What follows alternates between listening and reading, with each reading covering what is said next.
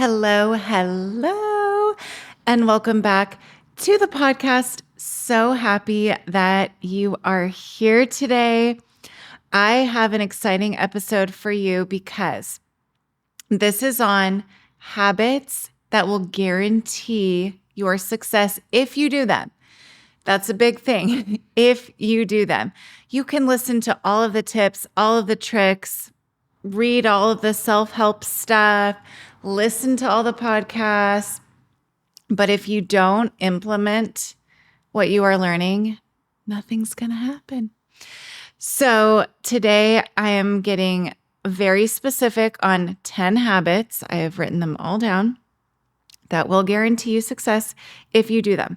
And I am giving these to you because they personally work for me. They work for my clients. I'm a certified coach, life coach, so I can help you, and I have helped many clients create and implement these very habits and other ones. So if it's something that you want to work on, if you are having trouble maintaining your habits, creating new ones, creating goals, all of that stuff, that is something that I am happy to work with you on. But these are like my top 10, the top golden habits that guarantee you success.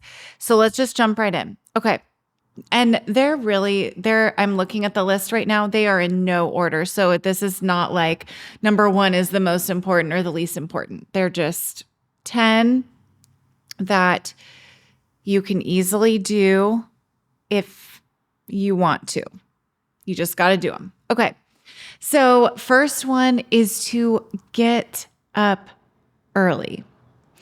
And early for you might be different than early for me. These days, I'm getting up at 4:30-ish a.m. and I love it. I can get so much done before my daughter wakes up. I just have quiet time with my coffee, and it's just beautiful. Waking up early may go a little bit haywire for me in the next couple of weeks because I'm currently 38 weeks pregnant. And if you've had a baby before, you know the postpartum period, it is so special. It is so beautiful, but sleep and schedules is really, it's not something you can plan on consistently and sustainably in those first few weeks. So I am going into this with lots of flexibility, but I know that eventually I'll get back on my schedule. So getting up early, whatever that looks like for you, if that means 6 a.m. to be able to get your stuff done, if that means 7 a.m. to maximize your day, that's really what it's about. Different people have different goals in mind. Maybe they want to wake up early to get things done before their kids wake up. Or say you work in corporate, but you're trying to start a new business and you want to get some work done for yourself first. That may be a reason to wake up early. Everyone has their reasons. I also like to do my workout first thing in the morning. I'm not doing it at 4:30 a.m. when I wake up, but I do wake up early. I have just my morning routine. Let me know if you would like me to share that with you. I have not done a morning routine, I don't think, on this podcast. So I'm happy to do that for you just to give you ideas. But waking up early just gives me this clarity and peace in the morning before anyone else in the house is awake. And I just enjoy sipping my coffee and listening to music, and it's just soothing, and it's not starting the day with chaos. So I love it. Getting up early. Okay, next tip is to plan for your week ahead before the week starts. So plan next week, this week. Or if you can't do that, then organize just the big things that are happening for you next week, this week. I personally like to use Google Calendar for this. You can color code things. It's easy to look at. Google will send you reminders, and it just keeps me on track. So any appointments, workouts, anything happening goes on the calendar. generally speaking, I work more than a week ahead. I have clients that I'm working with. I have right now doctor's appointments I'm going to weekly. So I'm adding those in as they come up, but I really make sure that I am looking ahead at the next week, the week before, just so I know what to expect, so I can plan ahead. And it just frees up so much mental space to do this. And that goes into my next tip, which is to organize tomorrow today. So the difference between planning next week, this week, and organizing tomorrow today is that I like to do kind of big picture for the week ahead. But for the tomorrow, it's very planned and scheduled. So for example, I might have a doctor's appointment. I might have a content planning day, and I'll get really nitty gritty into what that is, what that looks like. I might have a play date for my daughter, and we're figuring out specific times or locations, things like that. So just really organizing the day, getting things ready. I have my meal prep that I do. So there's lots of specifics that go into organizing for the day, the next day. And again, that just creates more clarity, less of that chaos feeling that I'm sure we've all experienced. I have been there too, where you're just like kind of going with the flow, but it feels so chaotic. And doing this, the planning and organizing will save you from feeling that overwhelm, the stress, the chaos of like, oh my gosh, I didn't prep this, or my food's not ready, or I don't know where I'm going or what I'm doing. Everything is ready and organized. I would love to do like a more lifestyle-y video. I think I did mention this a couple weeks ago, but I would love to do a lifestyle-ish video of physically showing you organizing the next day or the next week. So I will do that. Let me know if you would like to see that. You could send me a DM on Instagram. You can email me if you ever have ideas, by the way, for this podcast, or if you like something, or, well, be nice if you don't like something. Maybe I don't really want to hear it if you don't like something. Okay, so organize tomorrow today. Next tip is to maintain healthy habits. Last week, I did an episode all around fitness and nutrition and very specific habits around fitness and nutrition. So highly recommend, if you haven't listened to that episode, to go ahead and listen to it, because maintaining these healthy habits will make you feel good. They'll make you feel physically good. They will make you feel mentally clear, spiritually aligned. There is no better feeling than feeling healthy in whatever that looks and feels like for you. I always say I'm the healthiest person that I know. I really am. I live a very healthy lifestyle, and it just feels good. I don't want to feel like shit. And the way I do that is I maintain healthy habits. So if that's something you're looking for, I get really specific on 5 habits that I rely on every single day that are around nutrition, health, and fitness. So maintaining healthy habits. Next one, and this is huge, is avoiding distractions. I will say, for me, working from home, I get distracted, and I like to go out of my environment. I want to do this more. By the way, this is something I'm working on, going out of the house to work, because I will get distracted by laundry. I will get distracted by, I'm just going to make a little snack. Oh, I have to clean that. Oh, that's a mess. Let me just scrub the floor. Let me do this. Let me do that. When you can remove distractions, whether that means removing yourself from your environment or switching up your environment or the people you're around or putting your phone in the drawer, whatever it is, avoiding distractions frees up so much time. It sounds so simple, but it can be so very difficult. So avoiding distractions, that is something that I am trying to really master, because I fall into the trap. The next habit is I only engage in high quality content, whether that is a show, music, whatever I'm consuming, and people.